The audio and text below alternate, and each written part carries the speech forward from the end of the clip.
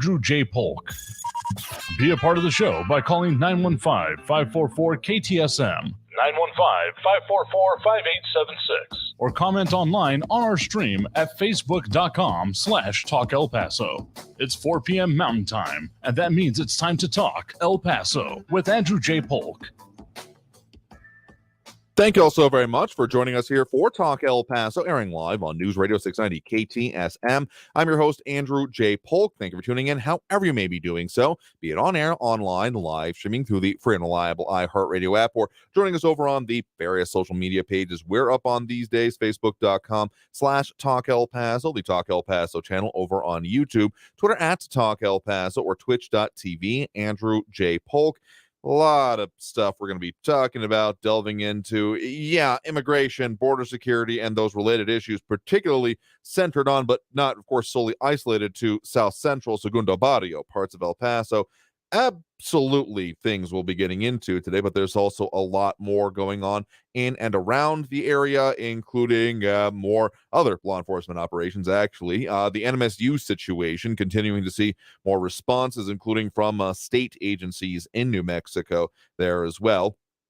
But also there are other major stories going on and other things that we're anticipating, including voting, as we have a bit of a roundup of what we have for you and what has been presented so far that you can see on our channels. As also, we have Robbie Flores wishing or saying hello to everyone, to you as well. And also, as it's been kind of in the background, or at the very least has come up at certain points and then fallen away as, I guess more timely things have come up. It's, of course, a housing appraisal valuation season. So got a chance to sit down and have an extended conversation with Dinah Kilgore, the executive director and chief appraiser with the El Paso Central Appraisal District. So, the folks that are sending you those letters telling you how much your home is worth or other property in general, and therefore how much you can potentially be taxed on. Now, I know that last part often gives a lot of people reason to be unhappy, which, I mean, sure, but getting into the details of basically what they're required to do and why, if you are unhappy about how much you're paying in taxes, they may not be the ones to totally direct that to, even if there are processes in order to protest that we also delve into. Also, Amos Lara tuning in from San Antonio, Texas. Appreciate you doing so because, I mean, sure, we talk about primarily border issues and the borderland, but I mean, there's a lot of different things that can cross-apply to a lot of different places. So appreciate you tuning in and chiming in wherever you are. That's the beauty of the internet, and part of the reason we're on these social pages, among other things, is so that wherever you are, whatever works for you, though, again, as just a note, reminder, and otherwise push, download the iHeartRadio app. You can listen to us literally anywhere you have internet, you have signal, you have the ability to get info on your smart device. And Emil saying El Paso is my hometown. Yeah, of course. Staying informed about what's going back here. Appreciate anyone willing to do so literally from wherever that's coming from. So some of the voting stuff may not be as much for you, maybe if you're voting absentee or something like that. But in any case, appreciate y'all tuning in from however it's coming for you. So continuing, a lot more coming in and still being talked about when it comes to the, again, immigration and border security issues that we keep talking about, and I don't see going away anytime soon before we end up getting probably to, or probably even more accurately, well beyond May 11th. Okay, so a couple of those big days, and John Brazelton on the taxing thing saying, fire politicians who only spend money keep property taxes under control. Okay, at least you're directing it the right way. Again, our interview today will be with the head of the Central Appraisal District, and why, as much as, they're the ones sending you some information on the mail, they're not the ones who then determine how much you pay in taxes. It's just kind of it's a part of the formula. Let me just put it that way. So, again, to keep the politicians in mind, I absolutely agree with that. But still, a lot more coming out about, as we're, again, it's actually May 6th. The May 6th election is absolutely going to be a part of that, because and we delve into this as well, about the fact that, the school districts are the biggest slice of the tax dollar pie, but there are some different things that go into it as well. It's the biggest slice of your property tax dollar pie. Let me put it that way to be more accurate, because there are other taxes levied in other ways by other entities, but not the school districts. But I don't want to give out too many spoilers for our interview today. But again, the immigration and border security situation that is absolutely all around us right now. And a lot of conversation going on about El Paso, both in the local, statewide, and even national spheres. Yeah, I've got some of the interviews that have been being done on the national scope, of which I have some interest and or issues with part of it here, and other technical questions coming in that maybe I'll address a little bit later.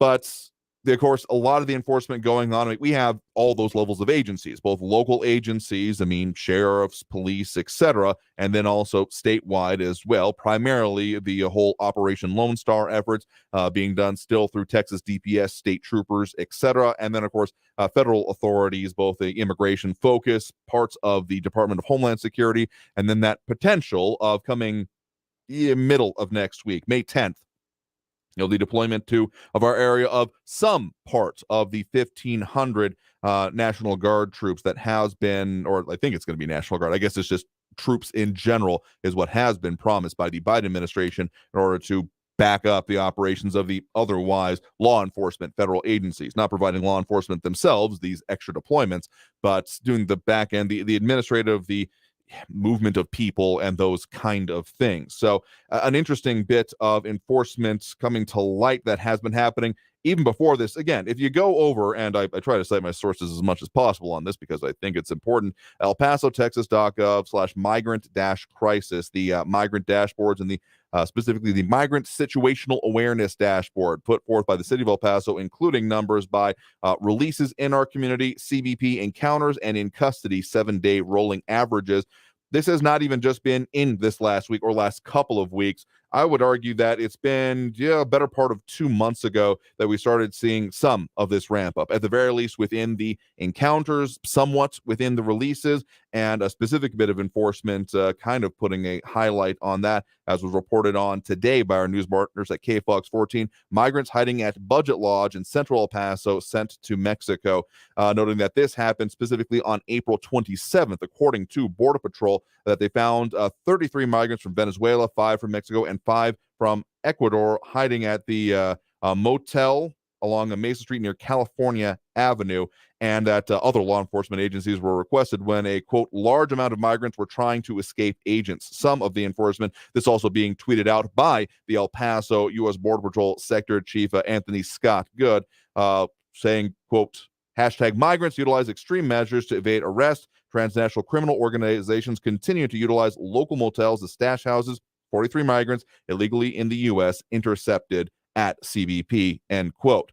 So that's, the focus on the transnational criminal organization origin parts of these is also another part that is being focused on today specifically, as I believe we'll have even more updates from our news partners at KFOX 14, but coming to light in some of the reporting yesterday, just article title from, again, our news partners at KFOX 14, Border Patrol agents find loaded gun in ditch used by migrants to illegally enter the United States. And again, sourced in part from that, again, at USBP Chief EPT, that's the account, the official account for Anthony Scott Good, again, the sector chief for the Border Patrol in El Paso, tweeting, quote, all caps, vigilance, and all caps. It's let BP agents find a loaded handgun during a sweep of a drainage spillway used by migrants to enter U.S. illegally. Transnational criminal organizations are ruthless and are known to equip smugglers with weapons, posing a danger to agents and the public. Now, I still resist and disagree with the language of war that is being used by some to describe the situation. I've even heard phrases along the idea of our city has been destroyed, them referring to us, that El Paso has been destroyed by this issue. And I will fully contend and go against that, because El Paso is strong as hell, and if you think this is going to take it down, anything short of actual war, I'm not going to believe that for a damn second. But I will say that incidents like this and the highlighting of it, it's not a great thing, because as we see, I hesitate to call this escalation, but to see this kind of stuff happening, going on, the actual movement of arms, among other things. Now, basically, the intimation coming from, again, the Border Patrol sector chief in our area, that this was being done specifically by the smugglers in this case, makes a level of sense. I know there are some out there that'll probably say that this is evidence of utilizing language of war, but they're definitely not arming those that they are being paid for by them. I mean, look at the way that the cartels have previously treated those that they are trafficking, putting them in stash houses, holding them effectively for ransom, human trafficking them in a whole lot of different ways. Yeah. They're not giving them arms. This is a control method for them, and absolutely unacceptable in any way that you slice it. But just to kind of another ramp up of this, but to kind of further on the point about, again, the destruction of the city, that line has been very, it's been giving me a lot of thought and pause and unhappiness. Let's just put it that way. Further article title from our news partners at KFOX 14, business runs as usual despite hundreds of migrants in Segundo Barrio area, and showing some of the scenes that are reminiscent-ish, if only for a change of the seasons being the major difference of what happened towards the end of last year in our area. Not as much cold weather, even if blankets, Red Cross still very much prominent, that you can see it from them as being present on the streets. And that has led to further questions from our news partners at KFOX 14, also noting about hygiene issues with limited sanitation and particularly porta-john access in downtown. But the one I really want to focus on coming out late last night from our news partners at KFOX 14. KFOX 14 asked El Paso Police how they will address migrants sleeping in the road, because, of course, some of the information coming out, particularly from federal authorities, about how they do enforcement, particularly not in sensitive areas near churches. Sacred Heart has obviously been one of the locuses and focuses on this, but the fact that there have been those even not even just on the sidewalks, but literally in the streets, and there is traffic enforcement going on in that area, according to the public information officer for the El Paso Police Department, Robert Gomez, and said that they are conducting traffic enforcement and they are looking for traffic violations and that they are patrolling the area at 24/7. But yeah, the question that was specifically asked by, again, a reporter with our news partners at KFOX 14, make sure I get this one right here, Giovanni Carrillo, asked specifically, I guess moving forward, how is PD going to be addressing migrants sleeping on the streets and people crossing the street without looking at oncoming traffic? What response from, again, PIO Gomez: we're actively enforcing all traffic laws, so if there is someone sleeping on the street, that would be a pretty big hazard, so we would address it because of the public safety concern. Now, of course, this comes as it was put forth previously that there would be no camping allowed or those type of activities. And I guess we're maybe walking a fine line between sleeping in the streets and I guess maybe it comes down to the actual, putting up of tents, that kind of thing. So, yeah, I think that it is, that seems to be the line, for lack of a better answer or more specificity of how the enforcement is being done, even as the estimates of, dozens to hundreds is in the area. We didn't get too much on this yesterday, so I want to make sure we mention at least a little bit more today. That among other things, because the world continues spinning, despite what we're definitely focused on with the immigration situations here in El Paso and in the borderland region overall, that issue with the firearm that was found again in the Lower Valley area, not too far from the Rio Bosque area. And just a note towards the comments, if you're wondering if we're going to talk about something, make sure we haven't done it already, because odds are that we have. The victims in the NMSU basketball lawsuit are speaking publicly about the allegations, as there was also a letter sent from a New Mexico State department to NMSU, basically asking about questions on this. So specifically, some of the plaintiffs speaking out, Deuce Benjamin and Shaq Odunewu, Odunewu. So my best attempt at that one, along with legal representation, speaking at a press conference yesterday, saying they want justice, compensation, and a fresh start for the two student athletes, saying, quote, Jolene Youngers, a lawyer for the two plaintiffs, saying, when locker room behavior goes too far, it's far beyond hazing, it's battery and sexual assault. And this is the behavior that brought us here today, that filed this lawsuit and fired a head coach. So serious allegations continuing to be leveled there, and a lot of scrutiny on that program, frankly, it comes down on the entire college, whether deservedly or not, but that level of scrutiny continuing on. So wanted to mention that a little bit more, and as again noted by our news partners at KFOX 14, there have been attorneys said to say shocked that there was a contract extension for New Mexico State Athletic Director Mario Mosia. So that continues on, certainly. But we're due for that, well overdue for that first break right now. You are, of course, tuned in to Talk El Paso, airing live on News Radio 690 KTSM. Oh, there's a lot more we're going to be talking about. But our interview today going to be with the El Paso Central Appraisal District, answering some of both y'all's burning questions, comments, gripes, and complaints more than anything. Not that it's unjustified, but wondering and maybe putting forth why there's a better way to direct it, even if there are certainly processes that you all should know about. We delve into all that as we talk with, again, Dina Kilgore, the Executive Director and Chief Appraiser with the El Paso Central Appraisal District. So stay tuned. More Talk El Paso after this break. Live here on News Radio 690 KTSM. Phone calls a little bit later in the program, as we usually do. But in any case, stay tuned right here on News Radio 690 KTSM. Don't go anywhere.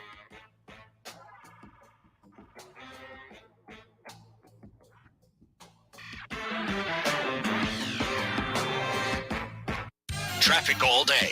News Radio 690. An injury accident eastbound Trans Mountain at Dyer has got the right turn lane closed and causing a minor backup. Gateway west at Lee Trevino, a stalled vehicle blocking the middle lane, and there's a minor backup there. North of El Paso, roadwork has 20-minute delays on I-10 eastbound at the Texas-New Mexico state line. And an accident reported downtown Stanton, south of Wyoming at First Avenue. Carrie Edwards, El Paso traffic. How could $1,000 change your life? I could buy eggs. Then listen for inflation compensation. Your chance to win $1,000 to combat high prices. Honey, we're going to have eggs. Yes! It's excellent. Be listening for your chance to win $1,000 with inflation compensation.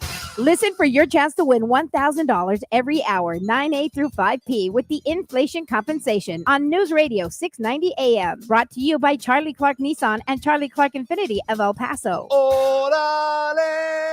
This report is sponsored by Blindster.com. Hi, I'm Kyle at Blindster.com, and I sell custom blinds designed for do-it-yourselfers. Unlike stock blinds offered at big box retailers, Blindster blinds are custom made for your windows and shipping is free. Don't hire an expensive pro. Do it yourself and save big at Blindster.com.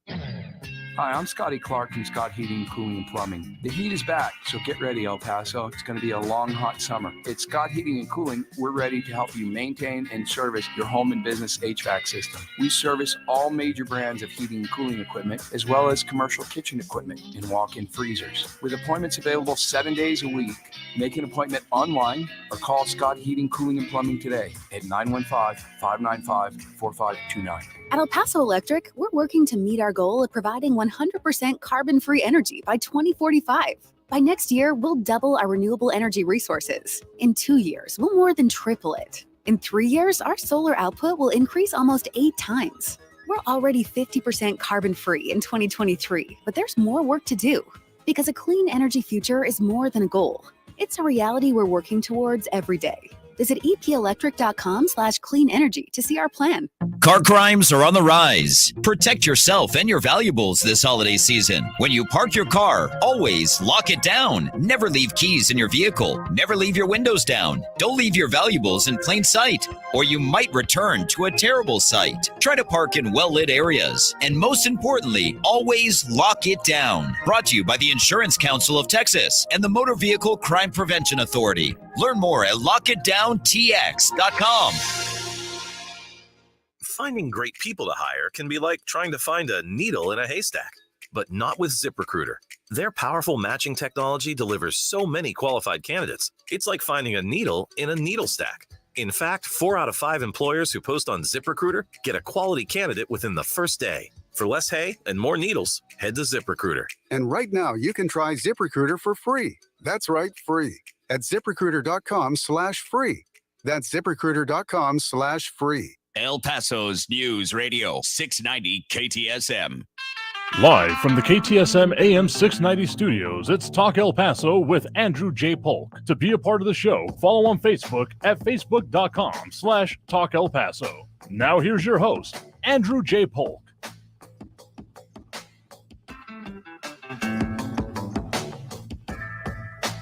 Welcome back to Talk El Paso, airing on News Radio 690 KTSM. I am your host, Andrew J. Polk.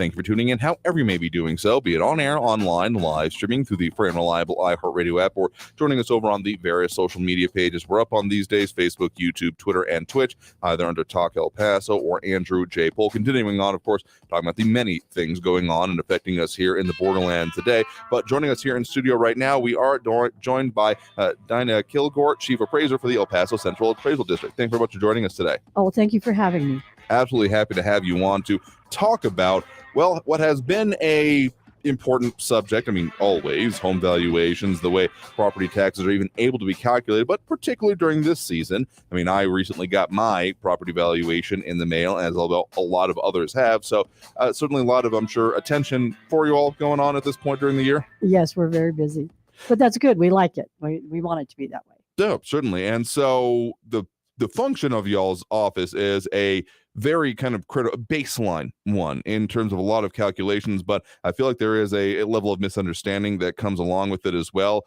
of them. I mean, some people would, depending on your perspective, it could be, oh, hey, my house is worth more, or, oh, no, I'm going to pay more in taxes, depending on who you're talking to. And I'm sure you kind of get probably more than one side of that than the other, I'd have to imagine. Yes.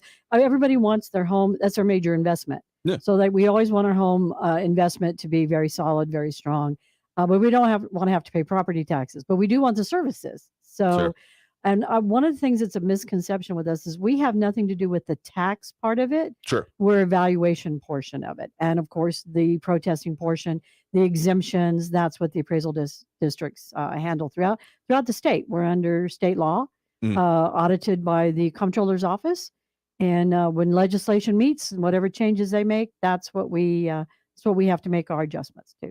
So, and that's why I kind of call this baseline, is because, I mean, as much as, again, we are in filing season, the notices coming out, and we have some of those critical deadlines coming up for the actual protests that can happen with this, which is all part of the process. But the real kind of critical thing is that, again, you all are setting the baselines with this that are then going into the taxing formulas calculation, the cents per $100 of home valuation, all those kind of things. And that part is, I mean, sure, based on what you all do, but entirely separate from the work that your office does. Right. Now, what we do is we set value based on market value. What is the market doing in our area? And so we look at all the different parts of El Paso County. We're responsible for setting value on all the county. So we look at what the market is doing. And by state law, we have to be at market as of January 1. Now, yeah, we don't have to reappraise every 3 years, but we have to be at market. So if market is going up or going down, we have to follow suit. So that's our base thing right there, is applying the market. Then what we want to make sure is, okay, do you have any exemptions? Because then that exemption amount will come off of that market amount. There's what they call an assessed amount, which is if you have a homestead, you're capped. It can go no more than 10% on the tax part of it. When they tax you, they can only tax you more than 10% the year before. That's on a homesteaded property, but we still have to set the market, because then your cap comes off of that. So market is the basis for what we have to do. Absolutely. So some of the important things, again, May 15th is the deadline for a lot of these protests that have been, particularly for, residential property. It's been kind of on a rolling basis of the different types of properties going through here. But again, those happening again, and they're going to keep referencing the website, but has a lot of these services listed and the information on them, epcad.org for the El Paso Central Appraisal District. And of course, they've got, you all got their online services, protests and appeals specifically. So a lot of information that is over there, including stuff that I am in process of filing myself, including that homestead exemption, among other things. Right. So that's an important one. But the couple of questions have been coming up basically about, okay, why is this going on? Why are property values continuing to change? And so, as you mentioned, there's, of course, state law involved in this, in the operation and even the existence of your office. And so what we're talking about is that you have some statutory requirements to do. I mean, even if there weren't changes in valuations going on, there is periodic review that is required to be done about property valuations, but that part has been basically superseded by the rapidly changing, more or less increasing market values that have been seen, I mean, certainly in our local area, but can also be seen statewide, right? Correct. Not just statewide, but countrywide. Yeah, sure. Yes, state statute. Appraisal districts are set up by state statute, by state legislatures. And so our appraisal district, whether it's here or in Austin, the dollar amounts will be different because of the popularity and the income, the economic basis there. but the laws are the same. And so we have to follow that market. And if the market is steady, then that's great. We don't have to do a reappraisal. But if we're not at market value, then school districts can be penalized state funding.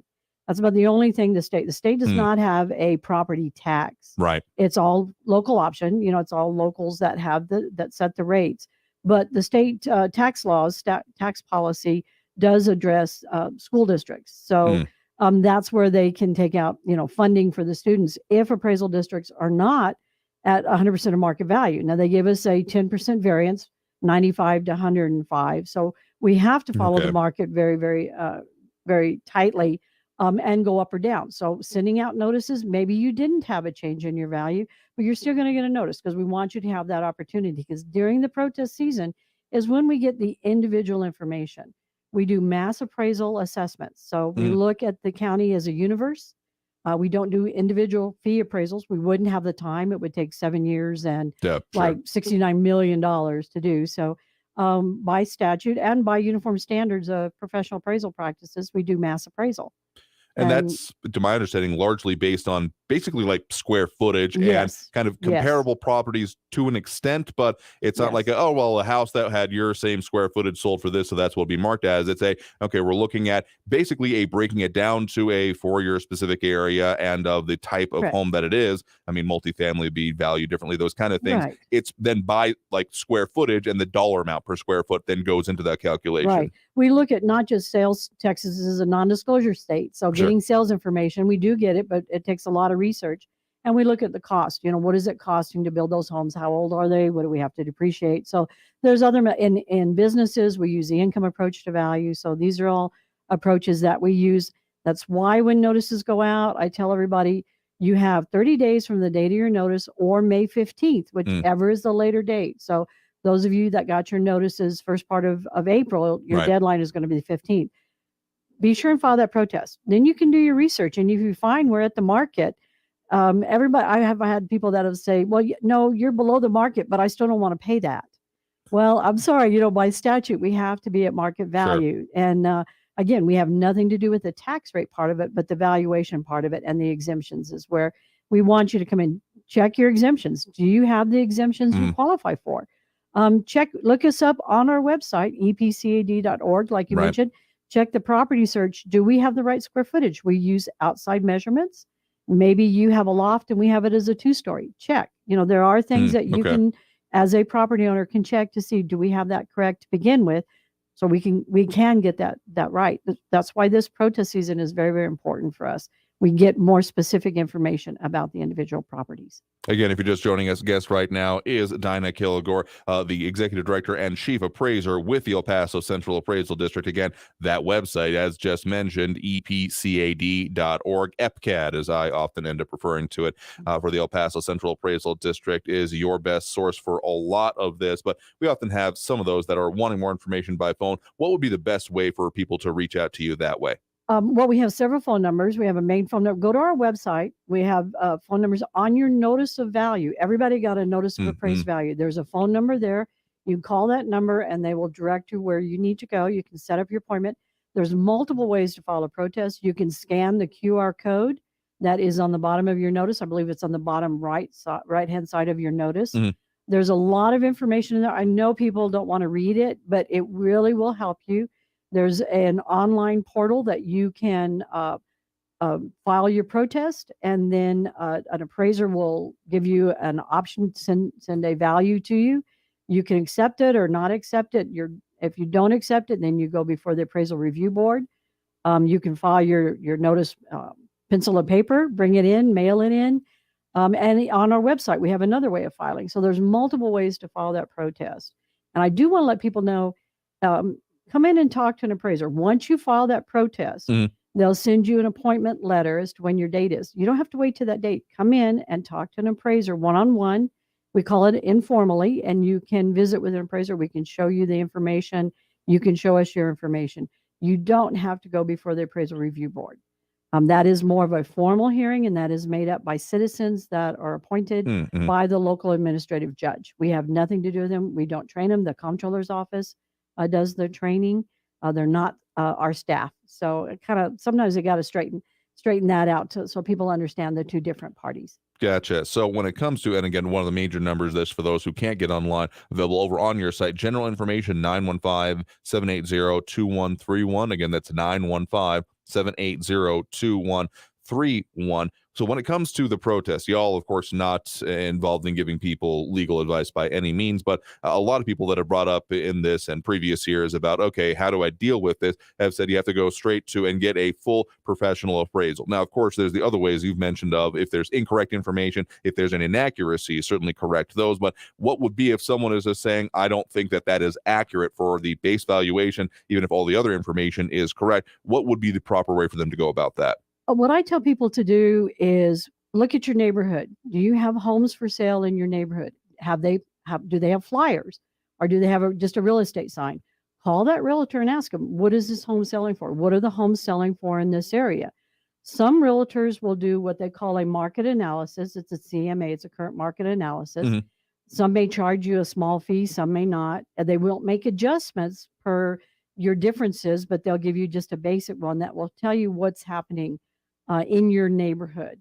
The best thing to do, and I even do it, I walk around my neighborhood and pull flyers or get the names of realtors and call them and ask them. A lot of times you may be surprised at what the homes are selling for because you've owned your home for a long time and you've got a set amount in your head and not realize how the market is. So that's one of the ways. If you have damage to your home, say the market is a certain amount and you don't think you can get that because you have to replace appliances or plumbing or electrical, or you have sheetrock damage, then we need pictures and we need estimates of what it would cost to fix. Then we can determine, are you at the right market? And if you are, maybe we need to make some deductions, but you need to bring that information in.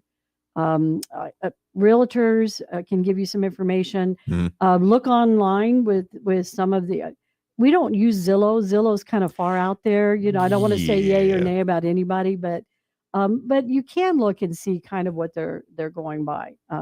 There's been controversy in the past, even outside of this, on some of those automatic estimates that are on some of those real estate websites. So maybe as a barometer, but as like hard data, not so much, basically. Yeah, talk to your local realtors. A lot of them, they know what we're doing this time of year. They're aware of it, and they're protesting also. You may be surprised. You may be right at market value.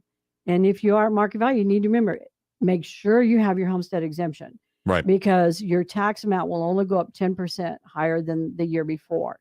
But we will give you your exemptions. Everybody is entitled to a homestead exemption on their principal residence, not on a rental, not an Airbnb, but on the resident. No matter how old you are, if you bought a house at 21 years old, you're entitled to that. Now there are exemptions for disability and over 65 veterans. So, let us know if you may qualify for another. We want you to get the exemptions you're entitled to. There are companies out there that will charge you to file. Please don't use them. I mean, fair market, everybody's entitled to have whatever kind of business they want, but you don't need to pay for that. That's something free that we can help you with, and we will. Absolutely. So, I mean, there are a number of exemptions. I think the next most common one would be the 65 and over one that is then a part of it. But when it comes to the other ones that you find people are often either like unaware or missing out on because of they just didn't know that they needed to file for that, what are some of the other major ones that people should and can deal with and know about? Right. Now, a disabled veteran, not just a veteran, but a disabled veteran, there's a couple of different ways. If you have a percentage of disability, then there's a small amount that will be taken off of the market value of your home. If you are 100% service-related unemployable through the VA and you have your letter, then that is one that is applied across the board to all taxing entities, and that is set by state and federal law, and you pay zero taxes. So that is a biggie. We also have that was passed by state legislature. We didn't make these up. Our legislators put these into the tax code for if you are a spouse of someone who was in the service, either military, if you were a police officer or a firefighter that was killed in the line of duty, there is an exemption for that. Now, there is not one for Border Patrol or ICE. That's a federal, but there is language right now that's going through the legislature because they're meeting right now that may possibly make that allowable. And if that's the case, we will definitely want people to come in and apply for that, but we're waiting to see what legislation does. So on that part, particularly, and again, y'all are not involved in the legislative process, but downstream of it, affected by it. Certainly, there are a lot of conversations going on, a little bit of loggerheads between the House and the Senate on this, on basically property tax reform has been one of the major goals here. And basically what it seems to be coming down to, at least as of last check, it may have changed between the time we're recording this and we are airing this, even in the span of a day, that there is, again, just basically differences in formulas. If they will increase the exemption, like just amount base of it when it comes to like the homestead exemption or the formulas on it. So in terms of those changes, not exactly going to ask you to comment on them because they're not in place yet. They have not been passed yet. But when it comes to those kinds of changes, particularly since, as you mentioned, the state does not do the property taxes, the state sets what can be done then by the local entities. Correct. And anytime the state puts something into play, a law passes and the governor signs it. Now, some of them, especially dealing with exemptions, have to go before the public to be voted on in November. They're changing the state constitution, so that has to. But anytime that happens, we will immediately make whatever adjustments need to be made, not just at our appraisal district, but all the appraisal districts. And we will say, for an example, a couple of years ago, the school homestead for homesteaded properties went from $25,000 to $40,000. That's an automatic. You don't have to reapply for that. We're going to make sure that adjustment gets in there. And the same with the consolidated tax office. They'll make sure that gets there. So if that happens again this year, and of course in November it has to go to the voters, then we'll make sure that adjustment, nobody has to reapply for that. The only time that somebody may have to come in and apply is if they pass, for an example, Border Patrol agents, spouses being able to get that. We don't know who they are, so they will have to come in and apply if that's passed and approved in by the voters. So that is something, but we'll make sure that we're ready for that. We'll put out some information, in the media. Thank you very much, to let people know. So if you're entitled to exemption, we definitely want you. We're not there to keep exemptions away from you. We're not there to set values because a taxing entity needs to buy or sell property. No, we are not part of that. We are not part of the city or the county. We're not even a state agency. We're an independent that is monitored and mandated by state law and the state comptroller's office. And so we're held to a very, very high standard and are tested on our values and our methods every year. So we do have oversight. But we're not here to help an entity raise or lower because they need to buy or sell something. That's not. And a lot of people, you would be amazed how many people think that that's what we are. We've heard a little bit of that ourselves. So that was kind of going to be one of my questions. But I mean, as part of the actual, the protest and the valuation and the forms that you all put out, it puts down the different taxing entities that cover any individual property that's out there. And of course, as is also on the ballot, as of this coming weekend is election day, school districts end up being more often than not, I think entirely in our area anyway, the largest slice of the pie, so to speak, when it comes to your tax dollar. Yes. And people, we see that a lot, and you'll see a dollar bill that'll be sliced up, and that's the biggest one. But I think a lot of people don't realize the school districts get their fundings basically two ways, from property taxes and from the state when they give them so much per student. An entity like a municipality or a county, they can charge fees and licenses, and you get a ticket, you have to pay that, and there's all kinds of. Plus, they get sales tax revenue. School doesn't get that. They may get some grants here and there from something, but they don't get the sales tax revenue or some of the other stuff. So the school district is the biggest part of the property tax part of it because that's only one of two ways that they get funding. Sure. So, I mean, there's a lot of detail that goes into this, and I'm sure we could talk about this for quite a lot, much longer time here, but that's some of the basic things. And again, remember those deadlines coming up. May 15 is the earliest one that people could be having coming up for the deadline to do their property valuation protest. But again, it's 30 days from the time of their notice, which is also right there listed on the notice itself. So there's no confusion about it. So again, guest right now has been Dinah Kilgore, Executive Director and Chief Appraiser for the El Paso Central Appraisal District. Again, all the information, details on what we've talked about, and the information y'all need epcad.org, epcad.org, or for general information at 915-780-2131. That's 915-780-2131. So, Dinah, thank you very much for taking the time to speak with us about these details, what goes into it, how y'all's office works, and what people need to know here today. Well, thank you for having me, and hopefully I'll come speak with you again. Absolutely here. So with that, we're going to go ahead and take that next break right now. So coming out of this break, we'll get to, of course, more talking about the things affecting us here in the borderlands. So stay tuned for more Talk El Paso after this on News Radio 690 KTSM.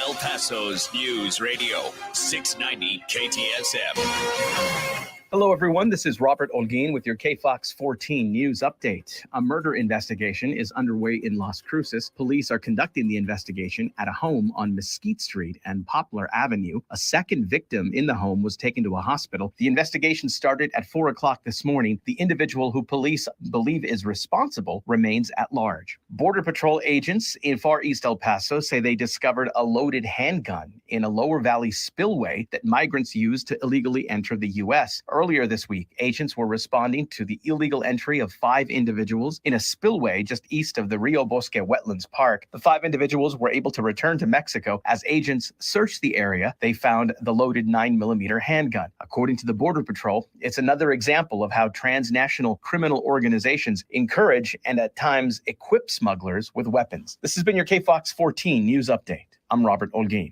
News Radio 690. Traffic all day. Slow traffic I-10 eastbound Trans Mountain to the Patriot, 6-minute delays. North of the valley, I-10 eastbound at the Texas-New Mexico state line, 15-minute delays due to road work. Northbound Zaragoza from the Loop up to Montana is a 7-minute delay. And watch for a crash with injuries at the intersection of Wyoming and Campbell downtown. Kerry Edwards, El Paso traffic. From the KFOX 14 Severe Weather Center, I'm Chief Meteorologist Brad Montgomery. Lows for tonight getting a little bit cooler. Most areas down into the 40s and 50s for your Friday morning. So a nice start tomorrow morning. We'll see breezy to windy conditions again for tomorrow afternoon. Temperatures similar to what we saw today back in the mid-80s. As we look ahead to your Saturday and your Sunday, about 87, just breezy conditions on Saturday. Mostly sunny, breezy, 89 Sunday. From the KFOX 14 Severe Weather Center, I'm Chief Meteorologist Brad Montgomery. This report is sponsored by the Tudor Dixon Podcast. Coming up on the next episode of the Tudor Dixon Podcast, Kyle Olson joins the show to talk about the madness at Michigan State University. Banned words? Are our kids too sensitive? Be sure to catch new episodes every Monday, Wednesday, and Friday on the iHeartRadio app, Apple Podcasts, or wherever you get your podcasts. Hey, let's force the city to buy the electric company for $8 billion. It costs 8 times more than El Paso's budget. Yeah. Property taxes would skyrocket. That's an awful idea. That's Prop K. And that's not all. Prop K shuts off water at some gas stations. That's crazy. No bathrooms or water to stop a fire? Small price to pay to stop pollution. But the Environmental Protection Agency said most of El Paso's pollution comes from international sources, not us. Let's pass it anyway. Even if it means raising everyone's electric bills and property taxes and cutting police and firefighters? Now you get it. This is the worst idea ever. Who wrote this? My neighbors did. How can you call yourself an El Pasoan? I don't. I'm from Austin. Austin wrote it. Only El Paso can stop it. On May 6th, vote no on Prop K, the worst idea in El Paso history. Political ad paid for by El Pasoans for Prosperity PAC. Is foot pain making your life miserable? The Good Feet Store wants to help. We invite you to visit our store at Airway Boulevard at I-10 for a free fitting and test walk and learn more about how the Good Feet Store can help you find relief. The Good Feet Store. Paid for by government.com. Did you hear? A recent stash of $5 gold Liberty coins from the 1800s has been found. These gorgeous gold coins are as bright and shiny as the day they were struck in the late 1800s, and less than 100 of these gold coins are available. Coin experts are calling this gold find an incredible opportunity. Call 1-800-888-7618, and you're guaranteed a $5 gold Liberty coin minted by the U.S. Mint in the 1800s, but with extremely limited availability. You must call now. These gold Liberty coins from the 1800s are still in uncirculated condition. That's history you can hold in your hand. To learn more, call 1-800-888-7618. Call now and you'll receive a free American Coin Collector's Bonus Package, a $40 value, free with every order. Call 1-800-888-7618 now to secure your $5 gold Liberty coins dated from the 1800s before they sell out. That's 1-800-888-7618. Your mom has been there for you your entire life, from teaching you the ABCs to celebrating your first promotion. This Mother's Day, give her a gift that's worthy of her lifetime commitment to you. Rosetta Stone's Lifetime Unlimited subscription is the perfect present for all moms, whether they love to travel or are an empty nester who's looking for a new hobby.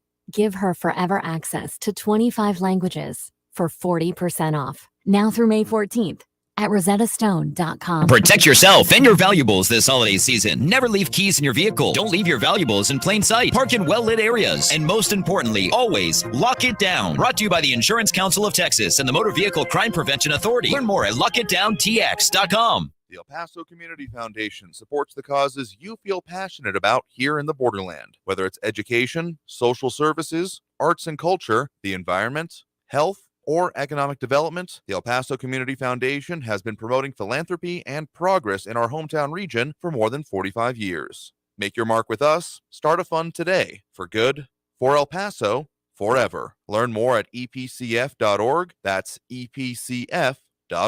Hi, I'm Kyle at Blindster.com. If you're like many people, you may think custom blinds is a job for expensive professionals. Well, at Blindster, if you have a tape measure and a screwdriver, you can install our custom blinds and save big. Plus, we guarantee they'll fit. Blindster.com. This report is sponsored by Blindster.com. News Radio 690 KTSM.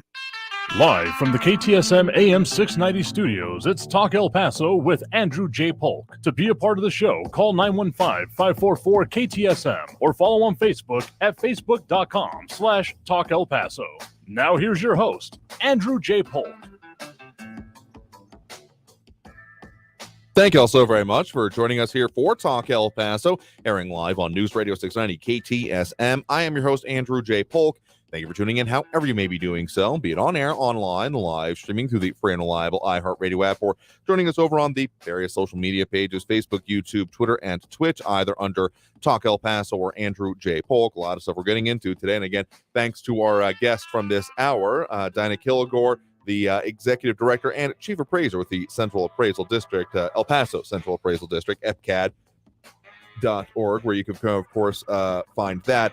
And we got a lot of comments that have come in here, popped up, some of them on screen, but I'm going to say a lot of them were not necessarily directed at the Central Appraisal District. I mean, in some cases, Twitter Stack over on the YouTube saying, does Dinah realize that homeowners are being taxed on unrealized gains as values are appraised higher, or being taxed on cash value we have no access to unless and until we sell our homes? Like, I'm not even saying you're wrong about that, but that's not really the purview or even able to be considered by the Central Appraisal District. I mean, some of the other things, including Lou Pinato saying that too many city departments have financially abusive actors. How many city vehicles have you seen at homes or used for a new city biz or non-city business? Clarifying there.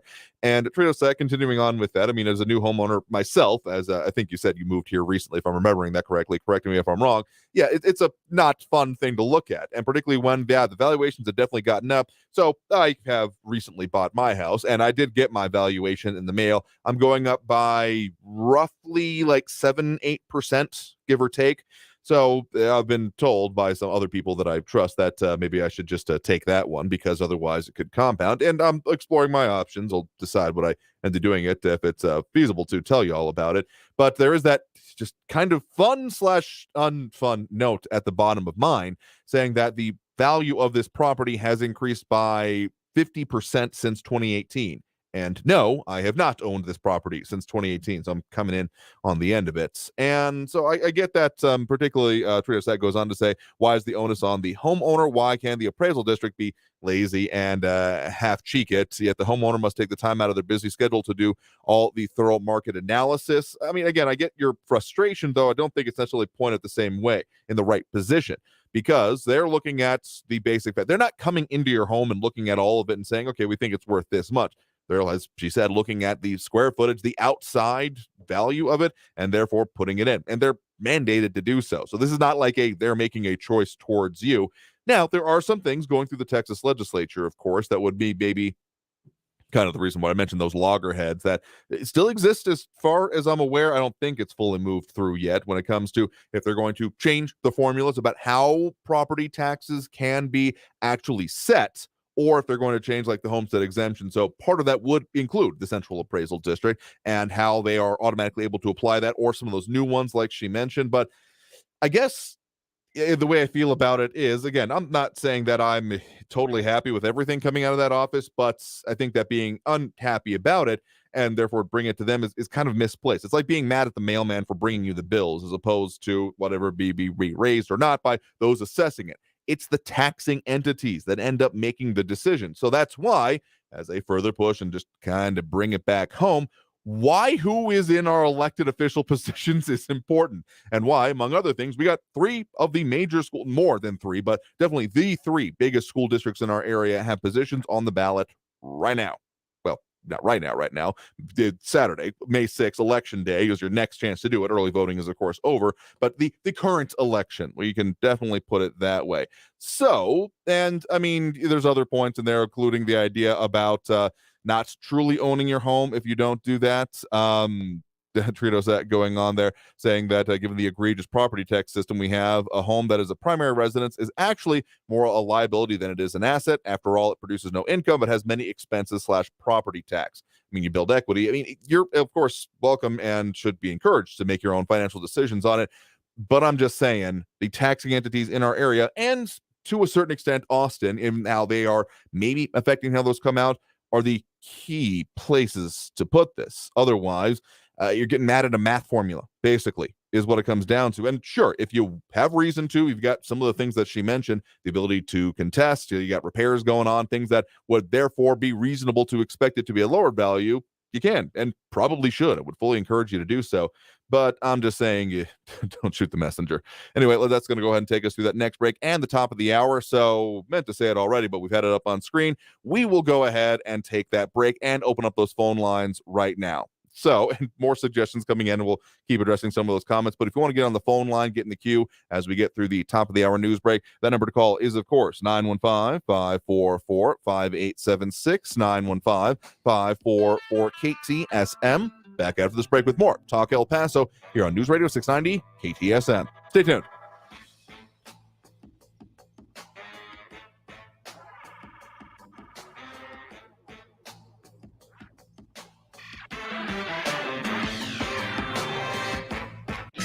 Traffic all day.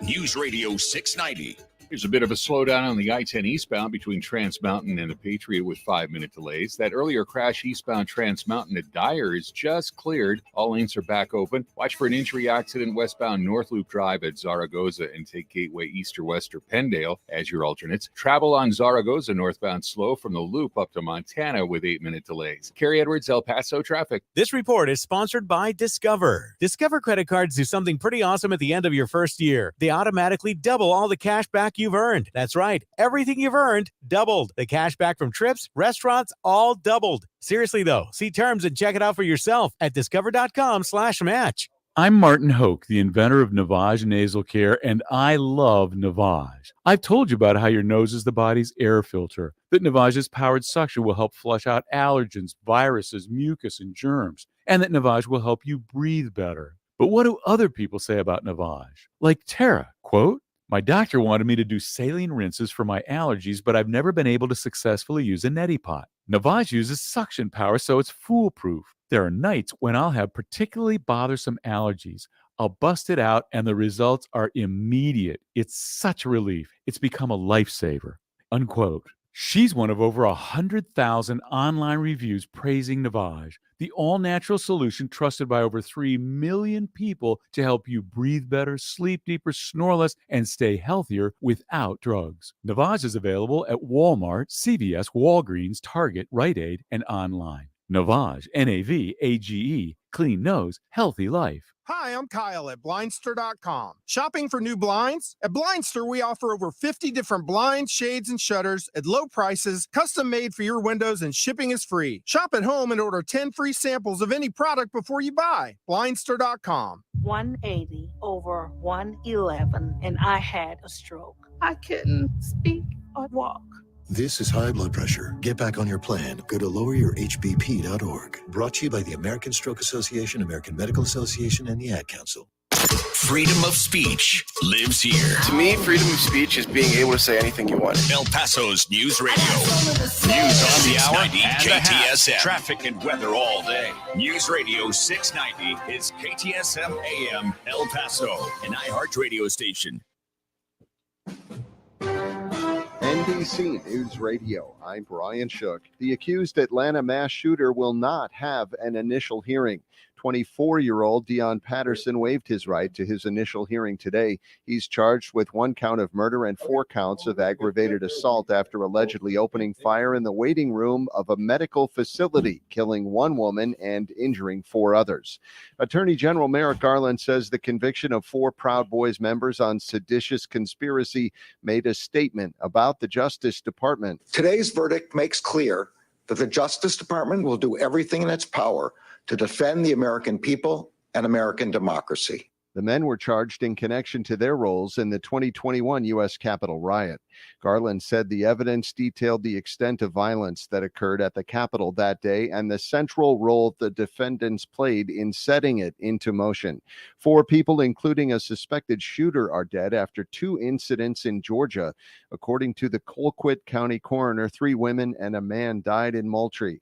Officials say 2 of the women were a mother and grandmother shot to death in their homes, and the other was an assistant manager at a McDonald's. The coroner said the alleged gunman killed himself.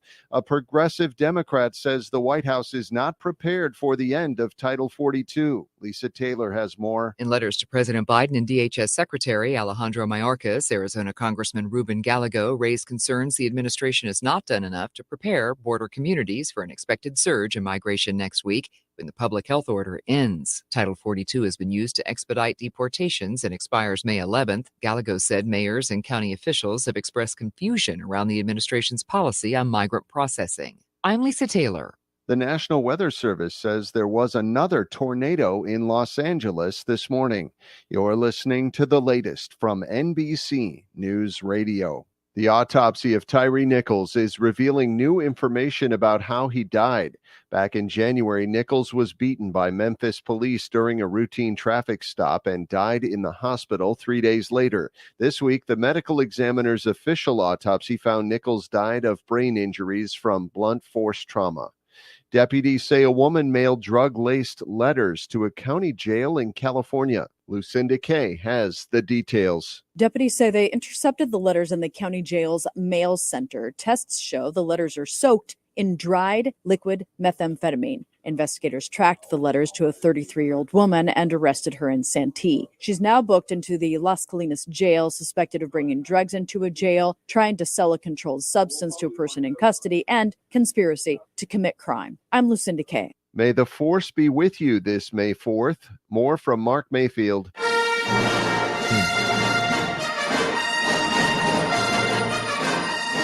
Today, people around the world will celebrate Star Wars Day, the unofficial holiday honoring Jedis, droids, and the Force, though doesn't get its roots from a galaxy far, far away. Instead, it dates back to 1979 in Britain when Margaret Thatcher was named Britain's first female prime minister.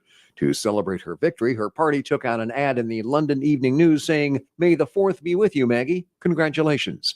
The catchy pun has since been the unofficial greeting for Star Wars fans on this holiday. The Honolulu Zoo is announcing the birth of a critically endangered eastern black rhino. The male calf, born 2 weeks ago, does not have a name yet.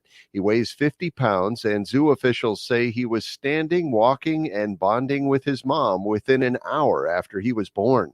It's the first calf for rhino couple Aria and Kendi, who came to the Honolulu Zoo from San Diego last fall. Brian Shook, NBC News Radio. Now, your chance to win $1,000. Enter this nationwide keyword on our website. Fun. That's fun. Enter it now. This report is sponsored by Discover. Discover credit cards do something pretty awesome at the end of your first year. They automatically double all the cash back you've earned. That's right. Everything you've earned doubled. The cash back from trips, restaurants, all doubled. Seriously, though, see terms and check it out for yourself at discover.com/match. Car crimes are on the rise. Protect yourself and your valuables this holiday season. When you park your car, always lock it down. Never leave keys in your vehicle. Never leave your windows down. Don't leave your valuables in plain sight, or you might return to a terrible sight. Try to park in well-lit areas. And most importantly, always lock it down. Brought to you by the Insurance Council of Texas and the Motor Vehicle Crime Prevention Authority. Learn more at lockitdowntx.com. Only iHeartRadio gives you access to all of your favorite radio stations. Rover's Morning Glory. It's The Woody Show. It's Elliot in the morning. All of the once-in-a-lifetime events. iHeartRadio Music Festival. Woo! All of the best free curated playlists. It's everything that rocks. All of the great podcasts for every interest. This is Freddie Prinze Jr. from the Wrestling with Freddie podcast. All of the mind-blowing contests. $20,000. Awesome. All of your favorite superstars. This is Dave Grohl from the Foo Fighters. Best of all, it doesn't cost a thing. Download the absolutely free iHeartRadio app now. Being aware of the world around you is important. When it comes to news, yes, I am. So we're feeding your need to know 24/7 at the top and bottom of the hour. I like to know what's going on in my locality, abroad. Events of the world.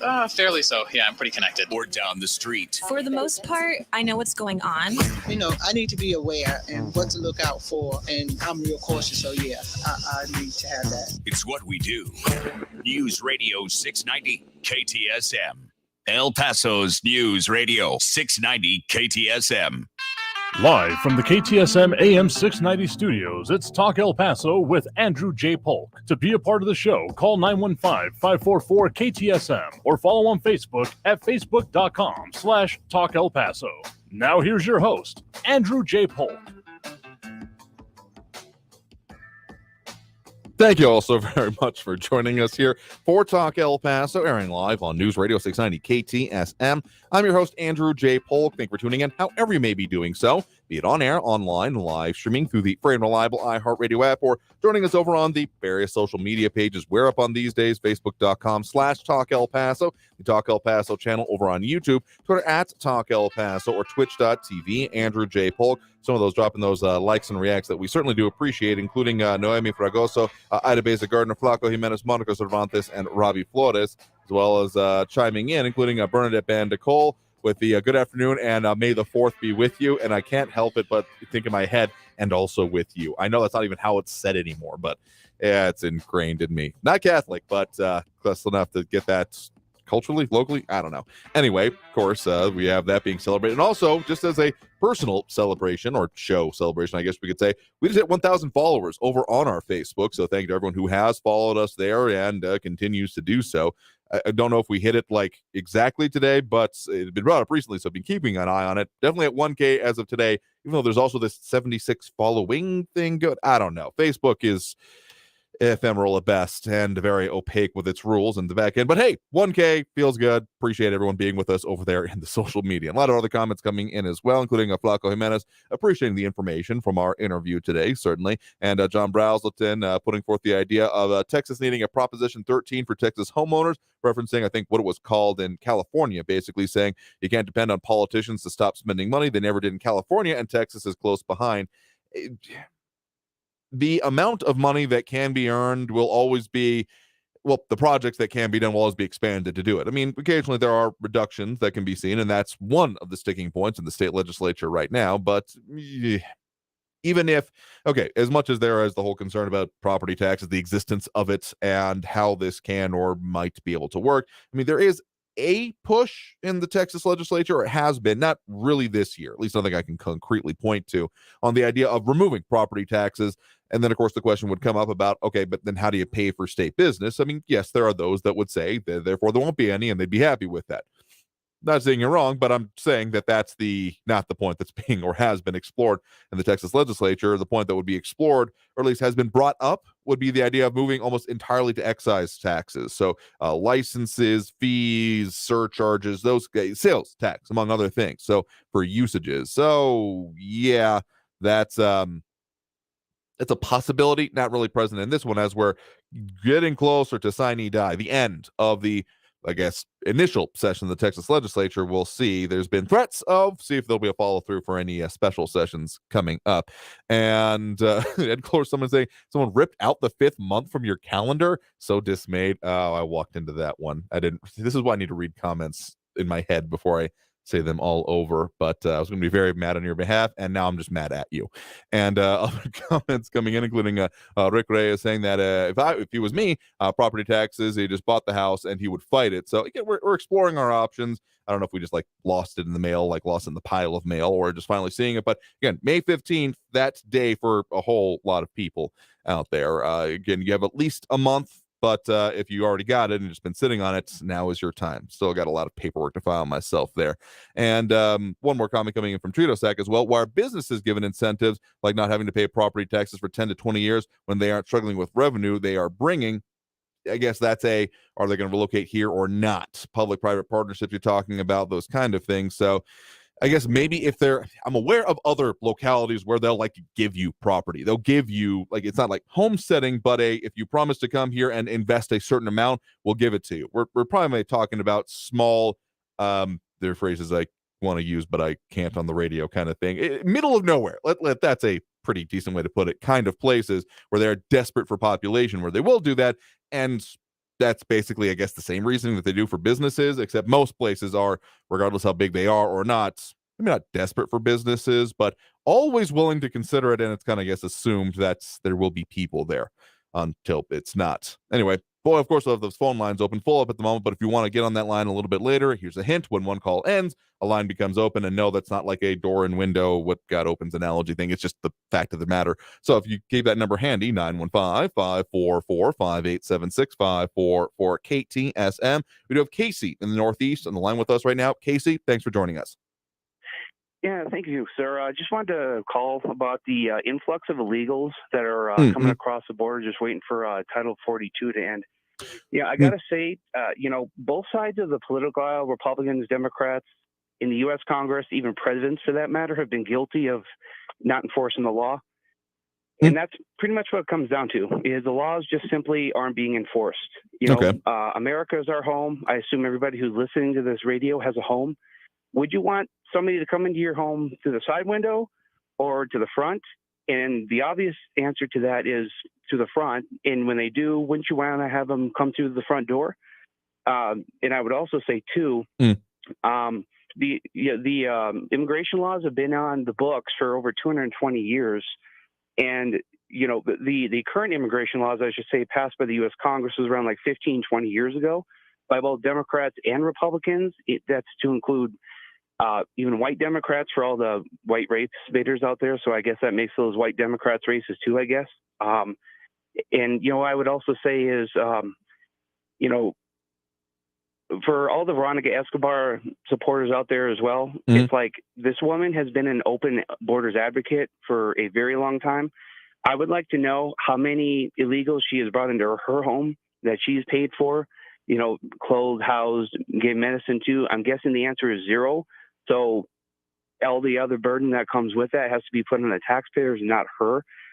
Again, say what you want about Donald Trump. He definitely said and did a lot of things that leave much to be desired. He caught flack for deporting 900,000 illegals, something in 4 years, but he got more flack versus his predecessor, Obama, who deported 3.5 million plus in 8 years. So I'm kind of figuring out the hypocrisy, how that works there. Again, for myself, I'm a compassionate person, but again, I want them to know who they are before I bring them into my home, before they come into the country. You have legal Mexican migrants here in El Paso who see illegal Mexicans coming through, and they understandably feel chafed. And I would also say for the whole, white supremacist nonsense, if you go along the border highway, most of the American law officers that you see who are arresting the illegals are themselves Hispanic. So Hispanic law officers, Americans, arresting mostly Hispanic illegals coming across the border. So again, it's just, people coming up with stupid arguments, just trying to kick the can down the road. I mean, it's unfortunate too, because I work security downtown and the people, the clients, they're so worried about the influx. They now want 2 of us there instead of 1. So again, I place the blame at both people's feet. One I could say more than the other, but that's just my thoughts. Fair enough. I mean, I'm not aware of anyone reasonably. You can find literally any opinion if you search hard enough on the internet. I'm not aware of anyone reasonably saying that this current situation, what we're looking at, particularly in our area or along any part of the border sector as we approach May 11th, is a good thing. That being in this precipice that it feels like, and already seeing overwhelming of local systems, expending local funds, and there having to be more deployed here. No one thinks that this current situation, again, reasonably, is sustainable or in any real way, preferable to other potential options. And yeah, we've seen a lot of kicking the can down the road. We've been hearing from multiple previous administrations about, we'll do some reform. I mean, you kind of have to go back to kind of the 80s to see the last real major substantive, and even then there was been discourse about if that was the right action at that point in time or not, even as there were Republican administrations in place. So there having been changes enough. I mean, there's phrases that get played out a lot with this, right? Broken immigration systems, not working as intended. I think that most people, regardless of the political implications behind it, would want there to be some kind of orderly, verifiable system, because just saying that, don't worry about it, whatever happens, at least in the modern world, given the fact that even if you're not concerned about any particular individual who is, seeking a better life, wanting to come work, those kind of things, that the avenues that not having some kind of control on those systems could open up for those that do have malfeasance in their minds would be, at the very least, unsettling to me personally. I can say that much for sure. So fully in favor of there being immigration, but knowing having control over it is very important. And I think that would be a lot of agreement on that, frankly, but we do see it from kind of national, these two different methods and two different avenues that the parties nationally seem to really focus on this, and either on the border security part of it or on the immigration reform side of it. And as much as I would like it to happen, there to be some kind of comprehensive solution that focuses on both aspects of these, because the technology absolutely exists in order to know what is going along with all of this. Yeah. I mean, physical barriers are one whole bugaboo of an issue when it comes to this, and I mean, do present significant just logistical difficulties, but the ability to monitor and know, I mean, I'm not saying that this wouldn't be expensive. It probably would, but when it comes down to if this is feasible or not, I think it would be. And if you then combine it with and here's what we'll do on the back end to, at the very least, address the immigration courts. Some of the information that I've been seeing, I don't have an exact article I can point to at this moment, but that I read within the past couple of weeks, is that even in if we see the switch from Title 42 to Title 48, Title 8 rather, being the primary removal enforcement, that we could be seeing years, if not better part of decades, backlogs being done from that. So even just, I think El Paso's congressman just to the east, Tony Gonzalez from the Texas 23rd Congressional District, essentially said something to that effect of, don't send 1,500 troops, send 1,500 judges. So that kind of focus, enforcement, influx of resources to it would, I think, be acceptable if it weren't for the national positions that we see and the loggerheads we keep seeing on this issue. Yeah, I mean, I completely agree. I mean, for the Biden administration, in my opinion, to make the right move, I mean, that number of federal soldiers, rather, should be bumped up probably at least to 15,000 instead of 1,500 minimum. And I would also say the 1,500 immigration judges in addition to that. And again, it's just, it's just frustrating, especially when seeing a problem that could just easily, be fixed, when you have people coming in and out of the country illegally, deported 5, 10, 15, 20 times literally, and you have a state government now here in Texas that literally is basically making its own state border police, when that's already the federal government's job. Something's broken. It's got to be fixed. This shouldn't be a state government. It's be a federal government issue. They're failing. Again, regardless of whoever's in charge, I mean, it's a stain on the country. We want people who are a compassionate country. We want them to come here the right way, not the wrong way. And unfortunately, too many are coming the wrong way, and they're getting away with it. And I mean, yeah, the idea of doing more specific deployments like that would be an interesting one, whether or not there's the willingness. I mean, there's even, when it's been posited previously, having its own issues facing, legal challenges, those kind of things. I don't think there are necessarily, it might be easy to suggest them and say, if we did this, it may solve it. But actually seeing them go through, I don't think there are immediately easy solutions that way to see them come to reality, if only because of the just complete deadlock we've seen when it comes to this or any of the related issues on it. So yeah, a whole lot more resources, at the very least, needed in our region, as we are continuing to see the focus on this and we got the shelters, we have the police, state, local, federal law enforcement active in our region dealing with these issues. And sure, that may be transitory. It may be temporary for now, but the fact that we have seen this come up in temporary ways multiple times within the last, let's not even just say the last year, but the last few years leads me to believe that, yeah, there definitely is more that needs to be done. Yeah, I mean, that's all I had to say. Appreciate you taking my phone call, sir, and you have a blessed day. Sure. Thank you very much for the point in the call. You have a good one there as well. Thank you, sir. Bye. All right, with that, too, get me on a topic. Again, if you get me at a good discussion, I'm willing to entertain that. But let's go ahead and take that next break right now. If you're on the line, stay there. If you want to get on the line, the number to do so is 915-544-5876, 915-544-KTSM. Back after this break with more Talk El Paso here on News Radio 690 KTSM. Stay tuned.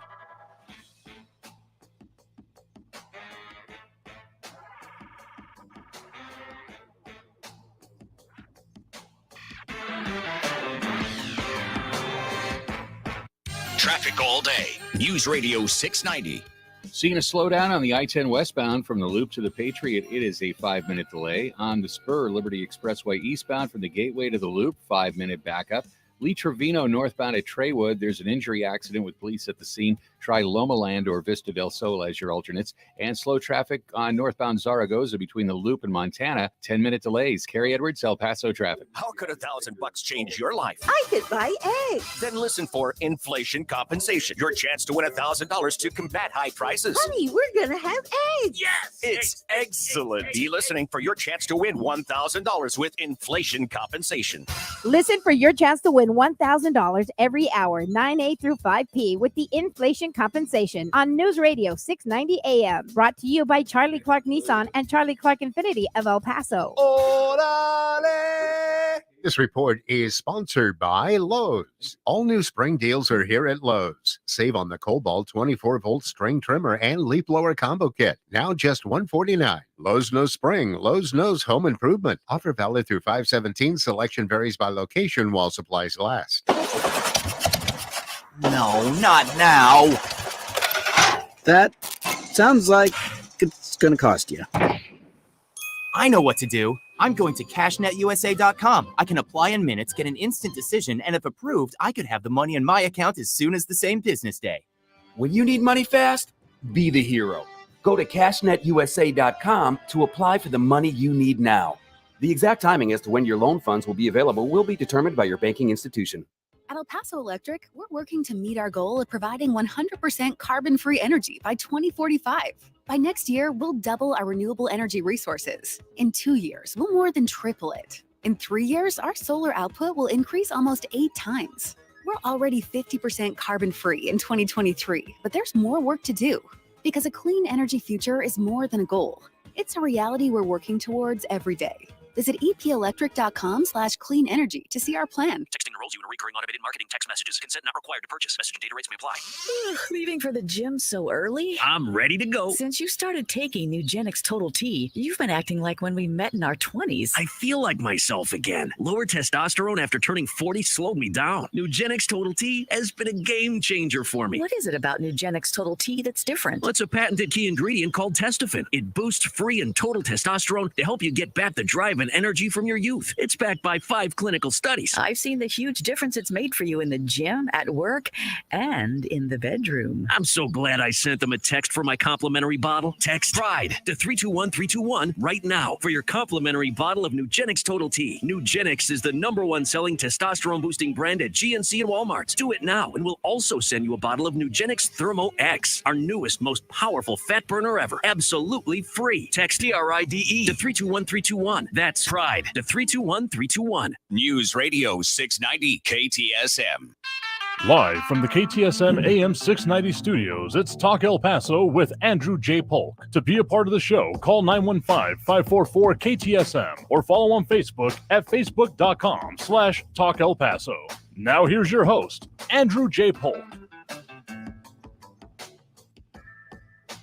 Thank you all so very much for joining us here for Talk El Paso, airing live on News Radio 690 KTSM. I'm your host, Andrew J. Polk. Thank you for tuning in, however you may be doing so, be it on air, online, live streaming through the free and reliable iHeartRadio app, or joining us over on the various immigration on the mind, various social media sites that we're talking about and talking on Facebook, YouTube, Twitter, Twitch, either under Talk El Paso or Andrew J. Polk. Whole lot more points and questions. And John Braslin bringing up the idea that immigration judges from the Trump administration were fired by the Biden administration. I'm aware there may have been some replacements, but that's also part of the quirk of the way these are organized. They're not judicial branch courts. They're just simply not. They're actually under the DOJ more than anything. So I'm aware that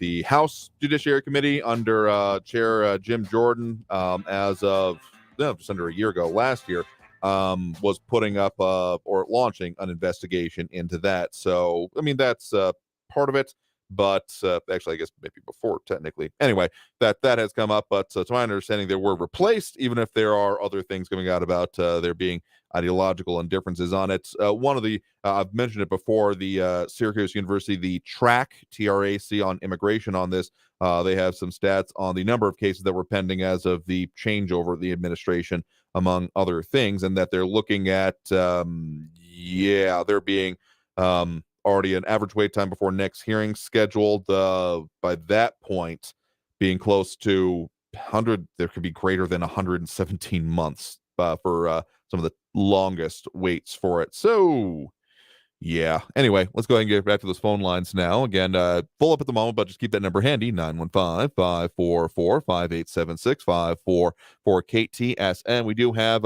Henry over in Central on the line with us here right now. Henry, thanks for joining us. How are you, Andrew? Doing all right there. What's on your mind? Thank you for taking my call. Well, I'd like to commend you for addressing some of these local issues. Specifically, I'd like to talk about the last segment you had, the lady from the Central Appraisal District. Certainly. And it's my understanding, and I believe I heard her say that a lot of people understand about the homestead exemption and the over 65 exemption, but I'm not sure how many people know that this does not apply to rental properties. That is true. Right. If you're a renter and your rent is going up, this is one of the issues that we have as property owners. But I'd like to move on to a couple of other things, if you don't mind. Yeah, sure. I understand that the Central Appraisal District they're not the final determiner for property taxes, but their appraisals are used as part of the formula in order to determine the property taxes. So I think it's incumbent upon property owners to push back a little bit, okay? Now, I know that they are using mass appraisals based pretty much only on market value and square footage. I don't know if that's really a great or correct way for the property owner. Now, I do have some observations. Sure. I have gone down in the past and I have protested, and I take pictures and I take written estimates for repairs and stuff. And there's a couple of things I noticed that are a little, I don't want to say sketchy, but that makes me pause. You know, the Central Appraisal District is able to use constantly shifting market values in order to come up with an appraisal. However, I've been told that my previous protests for, let's say, a roof that needs repair or some painting that needs to be done has already been taken into account, so they will no longer address that. And my question to them is, yeah, but labor and materials have gone up in the intervening period of time, so why don't we get to use that as part of our protest? So that's one thing that I noticed. Maybe you can address that, and I'll ask another thing too. Sure. Maybe you can explain to me. I would really like for the city and or Central Appraisal District to prove to me that artificially high market valuations, which they're artificially high for our community, I'd like to know how those correlate to whether or not, fire station number 21 needs a new pumper truck. I mean, I understand that the property valuations are used to determine taxes to run the city, but, if somebody comes down from another planet and offers $5 million on a home that's worth $170,000. Well, just because somebody, just because that becomes the standard market value, that doesn't mean that the taxing entities necessarily need to up their budgets, does it? I would say no, but I'm not privy to the exact formulations they use. I would hope that there is a statistical outliers, of which that would certainly be one. I'm aware of there being a number of $1 million plus properties in our area, but for the vast majority, it's not. Yeah, to me, it doesn't really correlate. I did ask that very question a couple of years ago, and the very nice lady said, "We can't tell you that." So, okay. Well, I do urge all property owners to kind of organize. I believe you have a Barbara on the west side that calls in. Yes. Mm-hmm. Yeah, I've heard her mention something about getting a taxpayer or a property owner groups together. Okay. Maybe somebody can do something to that effect. You know what I mean? Potentially. I mean, I'm always encouraging of people to get involved with the process, and this is one of those. Once you get the notice, I mean, it's not a rubber hits the road moment. I mean, sure, you get your, what you've done as you described, the different protests and those things together. So, I mean, if there is action that happens there, but in the actual determining of what is going to come out of, if you're like me and have the escrow account out of that, or going to be assessed on your property in that property tax bill that you get, a lot of people then get galvanized at that point, thinking, oh, what can we do about this? But that's kind of a, barn door, horse already gone kind of situation, because the rates as they were set by the actual taxing entities already happened. And therefore, this is, it's kind of a getting mad after the punch was thrown several months ago. Not to say that the people aren't incorrect about it, but getting organized ahead of that is what I'm getting at, would be the best way to do it. So I'm always in favor of people getting together, talking about what we can do and what can be done. And so, accountability for public officials is always important. Absolutely. Absolutely. So, well, I got to tell you, just some inside baseball information. Sure. I own a few rental properties, and it's very difficult for me to go and have to tell Mr. and Mrs. Tenants who are in their 70s and living on a fixed income that I'm going to have to raise their rent again. Mm-hmm. And I'm tempted to invite people from City Council and from the Central Appraisal District to come and do my dirty work for me. But I get the feeling that no one's going to want to do that. Probably not. I'm sure they send those like a notice as a property evaluation to your central address as opposed to those individual ones. Right. So I guess maybe I've got to that do way. the dirty work. See? Yeah. So, well, just so that your listeners know, there are many of us property owners out there who are just little one-horse operations, Sure. And we're not driving around in Mercedes-Benz. We're not wearing our Rolex watches. We're scraping by just like everybody else. I can tell you that approximately 40% of my gross income goes to property taxes. 40%. That's significant, and one that I can't even imagine that for myself at this point in time. But and what you said right at the start there, that of course homestead exemptions only apply to primary residences, not for you get one. You can claim one for yourself. So if you own multiple, are doing that, or as I know, there's been some discussion we had earlier in the year going on with the Airbnb situation and the potential regulation there. There's a lot of different factors that go into it. So it gets complicated pretty quick. I'll agree with you there entirely. I'm going to make one more comment and I'm going to get off the line. Yeah, sure thing. I'm going to shift real quick over to this issue with the migrants coming in. Oh, sure. I have in front of me a piece of paper stating showing that my family assisted in helping a very nice lady come over legally, and it cost about $1,000, and that's the right way to do stuff. Now, I hear people calling in, from the Northeast and the other places who constantly deride conservative values about how we are being mean to the people like that. But like the previous caller said, he doubts that Miss Veronica Escobar has anybody living in her house. Now, if these people are so attuned to helping out the migrants, that's wonderful. I have a very large passenger van, and I'd be happy to load up a bunch of these people and take them to individual houses who feel like we should be helping these migrants. So all they have to do is leave their address with you. I'll call up the station. They can give their address, and I'll go pick up a bunch of migrants and take them over there. Well, I appreciate your generosity in other ways, and I'll see if anyone takes you up on that specifically. Appreciate the point in the call. You have a good one there.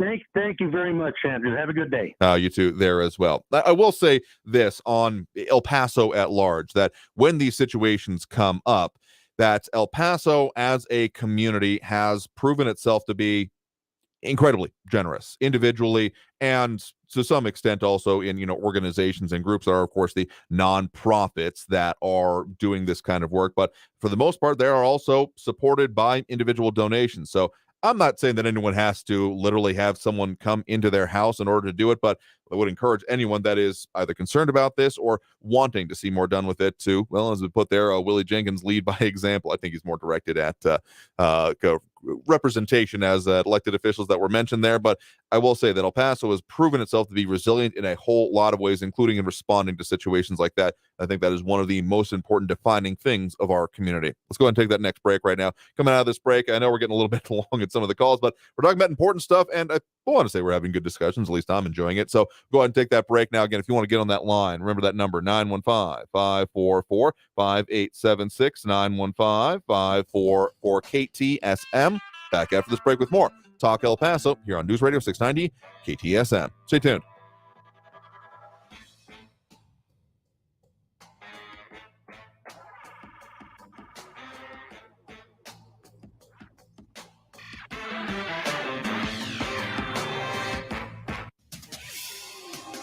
El Paso's News Radio 690 KTSM. Hello, everyone. This is Robert Olguin with your KFOX 14 News Update. A murder investigation is underway in Las Cruces. Police are conducting the investigation at a home on Mesquite Street and Poplar Avenue. A second victim in the home was taken to a hospital. The investigation started at 4 o'clock this morning. The individual who police believe is responsible remains at large. Border Patrol agents in Far East El Paso say they discovered a loaded handgun in a Lower Valley spillway that migrants use to illegally enter the U.S. Earlier this week, agents were responding to the illegal entry of 5 individuals in a spillway just east of the Rio Bosque Wetlands Park. The 5 individuals were able to return to Mexico. As agents searched the area, they found the loaded 9mm handgun. According to the Border Patrol, it's another example of how transnational criminal organizations encourage and at times equip smugglers with weapons. This has been your KFOX 14 News Update. I'm Robert Olguin. News Radio 690. Traffic all day.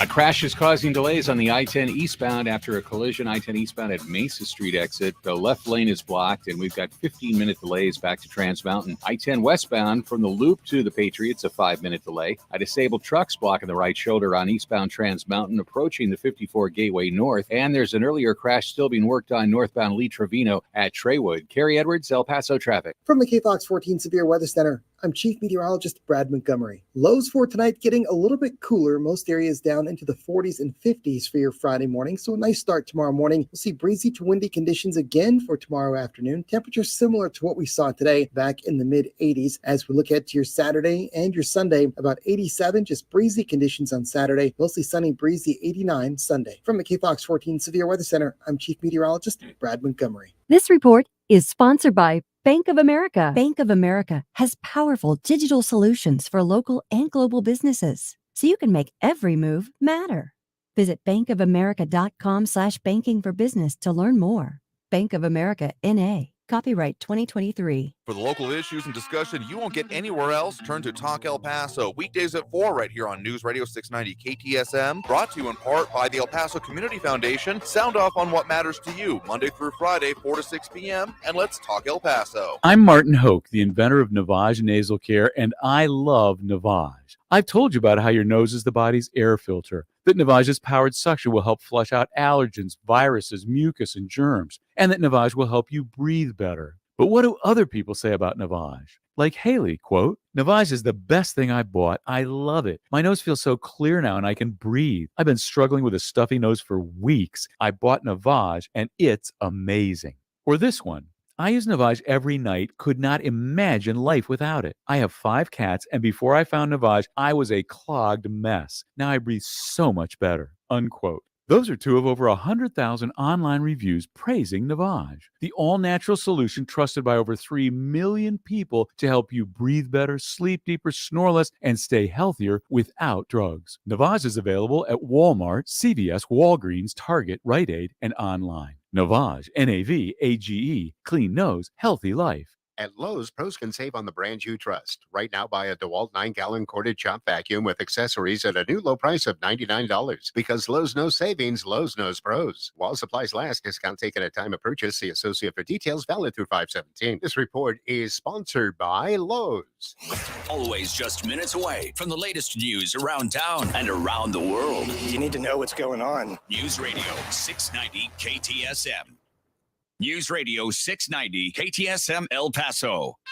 Live from the KTSM AM 690 studios, it's Talk El Paso with Andrew J. Polk. To be a part of the show, call 915-544-KTSM or follow on Facebook at facebook.com/Talk El Paso. Now here's your host, Andrew J. Polk.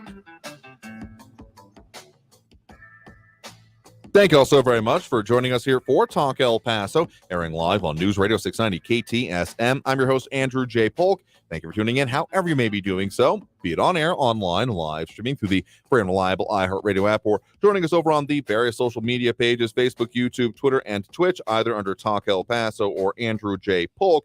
Going to get in what we can on the phone lines before we get to the end of the program here and getting decently close, but just keep that phone number handy, 915-544-5876, 544-KTSM. And just as a note there, Friday is coming. In fact, it's tomorrow if my calendar is right, and my mind is too. So, yeah, we'll be, of course, don't get on today, be doing a lot more as we get to right at the end of the week there. So, go ahead and jump in on those phone lines right now. We do have Ed on the east side with us right now. Ed, thanks for joining us. Yeah, Andrew, I just had a question about this. I guess there were 39,000 plus signatures on the petition for the Proposition K. I wonder if they were all registered voters and citizens of El Paso. I do believe so. I used to have it back when we were in that season on my desk in front of me here. Got it somewhere in my various stacks of politically related papers, but I do believe that for petitions to be done, they do have to be like able to vote in the body politic that they are suggesting it to. So I think that was part of the verification process, and why I think, the initial number was somewhere in the 30s. I thought it was a little bit lower than that. And then when it came down to the verification, it did still come over. I think like it was 25,000 minimum in order to put it on. And they got, I think it may have ended up being in the low 30s. So I think that was part of that process after it was submitted. Oh, Lord, I hope they all don't vote for it. Well, at least I've knocked one of the votes off the air. So I voted no. That don't sound right, that Proposition came. But a little feedback. Sure. Like on Saturdays, I do miss the red pill that comes on Sundays. I miss some of that. And I don't get to catch all the El Paso history. Okay. I would like to see those two rebroadcasted instead of so much of that coast to coast. My God, that's 25 years or more of them old coast to coast. I mean, I'd like to hear more present stuff, Fair enough. I mean, I know that there is a very dedicated audience for those particular programs, but we're always looking for feedback on that, so I do appreciate it. All right, Randy. Take care, buddy. We'll see you later. All right, sure thing. Thanks for the point of the call. You have a good one there. All right. So getting in the calls again before the end here, we do have Eric on the east side with us right now. Eric, thanks for joining us.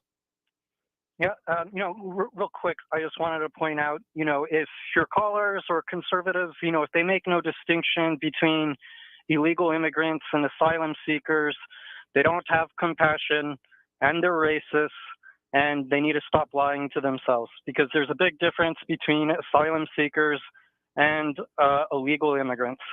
But, I just wanted to, point that out, because conservatives are always lying to themselves that they have compassion for these people. And, Okay. Yeah, and I wanted to, get to Prop K. You said you had disagreed with the numbers that I was presenting. Like, mostly on the idea that it would be, all of the savings being seen from solar panels entirely. That's why I brought up the point about there being like efficiency changes, which would be, I don't think that's currently factored into that $154 million of infrastructure changes. It's put forth that is what the city has said is not included in that estimate. oh no, that 50 million is a part of the 155 million. The solar panels by themselves are $92 million. 25 million coming from the Inflation Reduction Act. Yeah, there certainly are federal funds. That's part of the reason we're seeing all of these solar salesmen that, again, literally came to my door, among other things. It's been a change in some of those formulas, sure. Yeah, and I wanted to walk through those numbers again, just because, Prop K is probably not going to get passed, but it's important to see what the El Paso City study says what the savings will be, so that we can advocate for, so that we could potentially reduce property taxes down the road. The city study says that energy and efficiency costs will save the city 30% on our electricity bills. And if our total electricity or energy consumption is $12 million, that's going to save $3.6 million annually. And let's see, and then the next part, 80%, the city study says 80% of our total energy costs are going to be able to be made through solar energy. That's what the city study says. And that's going to save an extra $6.72 million. That 3.6 plus 6.72 million is $10.32 million in annual savings by 2030. By 2030, that's millions of dollars saved annually. So when you're talking about the city study on there, which part are you referring to there? I'm referring to the efficiency, the 30% reduction in efficiency, okay. And then after that 30% in energy, the 80% of that. 80% of that is 6.72 million, and the 30% is the 3.6. So when you combine those two, you're going to get $10.32 million in annual savings by 2030, according to the city study. And between 2030 and 2045, that amounts to $154.8 million in savings across those 15 years. And if we look at over the span of the entire, the average life cycle of these solar panels, which is 25 years, which most have the warranty, are covered under warranty under that amount of time, that the total amount in those 25 years is $274.8 million. That's how much in energy cost savings that we would save, that we would be paying El Paso Electric unnecessarily. That's why El Paso Electric is spending so much money, hundreds of thousands of dollars, to misinform El Pasoans, because the city is going to be saving hundreds of millions of dollars that we would otherwise be paying them. They don't want us saving that money, and this is what that would down the line can lead to property tax reductions. And these numbers, it clearly shows that based off of the city study and the numbers the city cites, that it pays for itself plus some. In the past, you said that, property taxes are going to go up. Property taxes are going to go up as Prop K passes. I think you'll find that I didn't say that. Others certainly have. It's been a part of the information that's been put out on this. I want to say that from the El Paso's Prosperity Pact, that they have put that forth. Yeah, Prop K will dramatically raise your taxes. I don't know if you can see that the way I'm holding it there, but that has been one of the items that has been put forth there. So it is being said, but I think you'll find I haven't said that. What I have said, particularly on this part of it, is that if this proves viable, if this is something that is possibly going to be able to be done? Because, I mean, sure, you have your view on Prop K and is it not moving forward? And there have been other things towards that. El Paso Matters had their article out yesterday, if not just this week in general, about the idea that given the demographics and the voting so far, with the over 65 block for just the early voting numbers being slightly less than half, and them using some national stats on the view towards these type of efforts, seeing it as a probably not going to work, at least, again, given the current stats. We won't know until we get to election night and start seeing both the early voting actual results and then getting into the precinct by precinct results that come out from that. We won't know for sure, but I mean, there's some forecasting that's going on that I have maybe with a grain of salt as I'm taking it at this point. But specifically on this, I mean, sure, there are parts of Proposition K that are going to not to be replicable without being a charter change. I mean, the whole moving towards the all available efforts towards the purchase and municipalization of El Paso Electric, I wouldn't see that being possible to be done, at least consistently enough. I mean, there could be individual city councils that move towards it, but as a kind of whole, long-term plan, it would probably take something of that order of magnitude being in the charter to see that actually move towards. But when it comes to something like this, I mean, maybe not the whole thing, the whole $154 million worth of changes that it would require for that, the efficiency and other things being able to be done within one city council session or set of a time of an elected official in office anyway. I think it would be difficult to call for that within 4 years, but I would not see this part of it as being impossible to be done.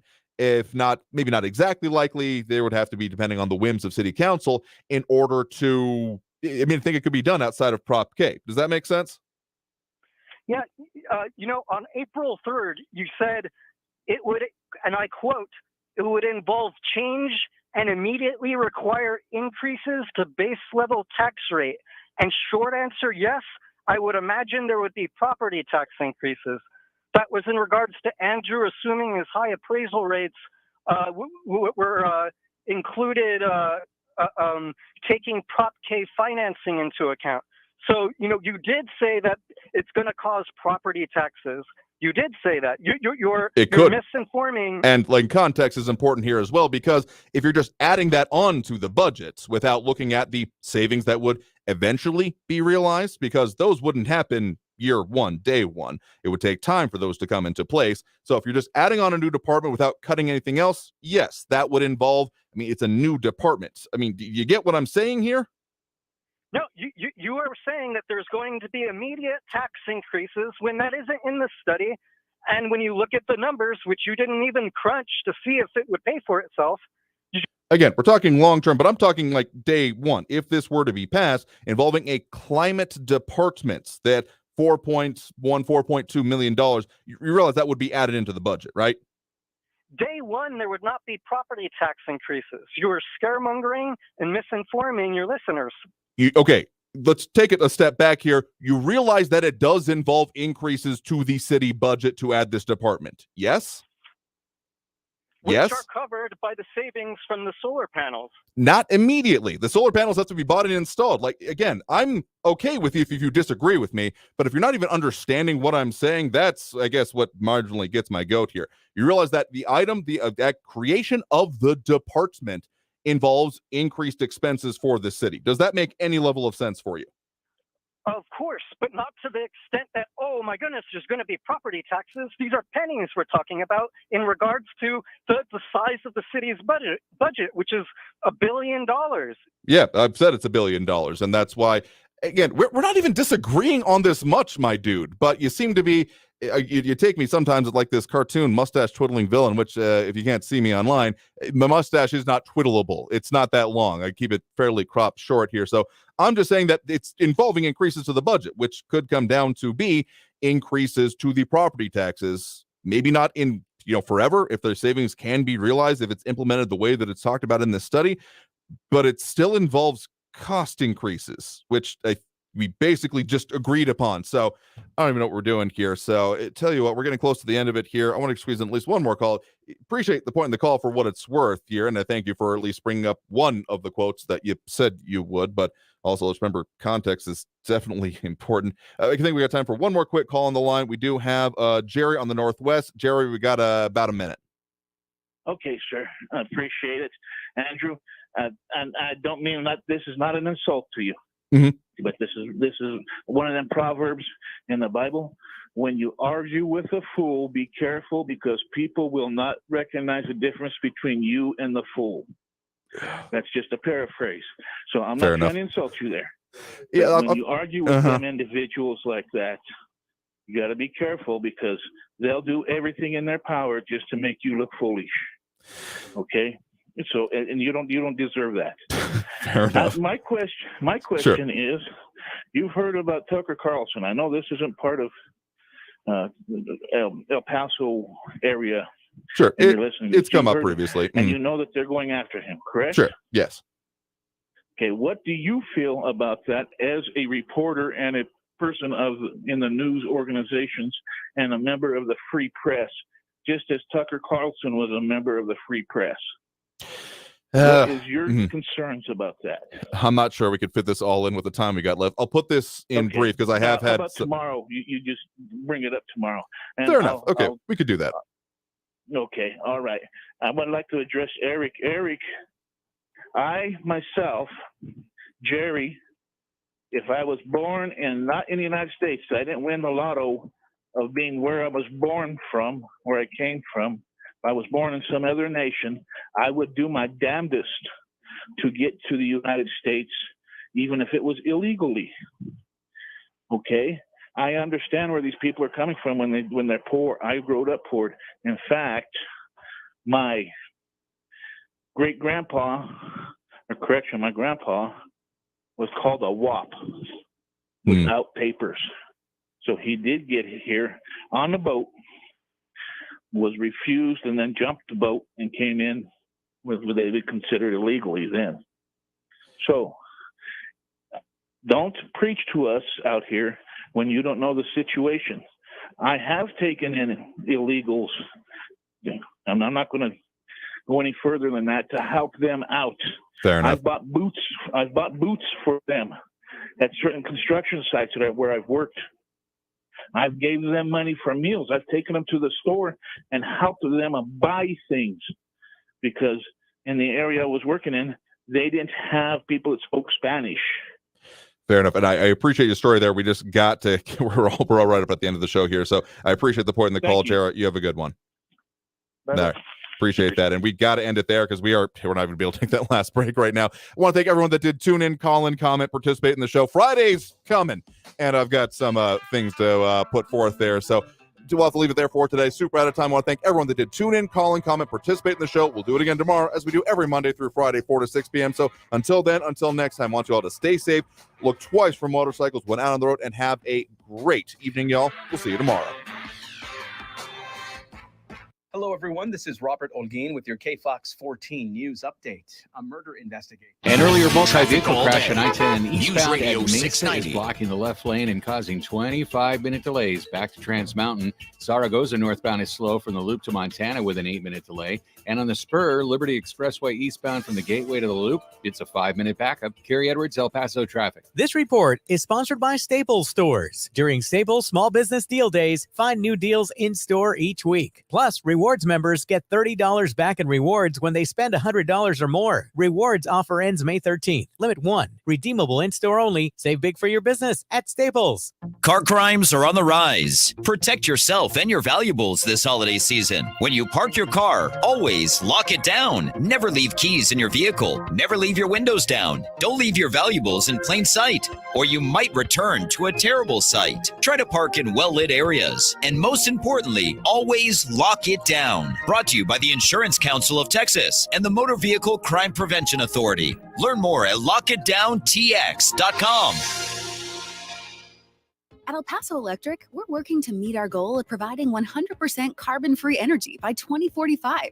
By next year, we'll double our renewable energy resources. In 2 years, we'll more than triple it. In 3 years, our solar output will increase almost 8 times. We're already 50% carbon-free in 2023, but there's more work to do. Because a clean energy future is more than a goal. It's a reality we're working towards every day. Visit epelectric.com/clean energy to see our plan. Texting enrolls you in recurring automated marketing text messages. Consent not required to purchase. Message and data rates may apply.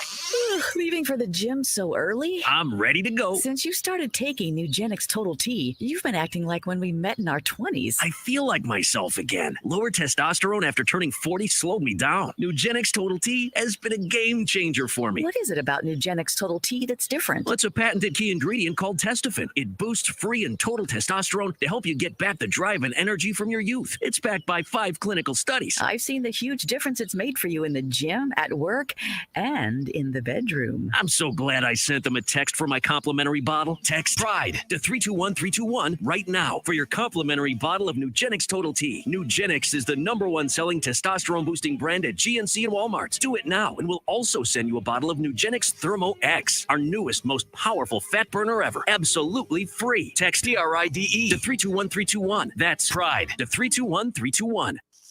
Find dinner inspiration and stream BarbeQuest at beeflovingtexans.com. Portions of the following program were pre-recorded. Did you know that only 2 in 10 El Paso County students graduate with a bachelor's degree? By supporting Border Youth Athletic Association's mission of educational attainment, you will create a long-lasting impact in our students' lives. Your monthly donation enables 4th through 12th grade students access to after-school programs, providing a safe and healthy environment. BYAA engages and empowers El Paso's future through mentorship and leadership development. We believe every player who gets an education wins. News on the Go hour to borderyouth.org and show your support for our youth today. News Radio 690 is KTSM AM El Paso, an iHeart radio station.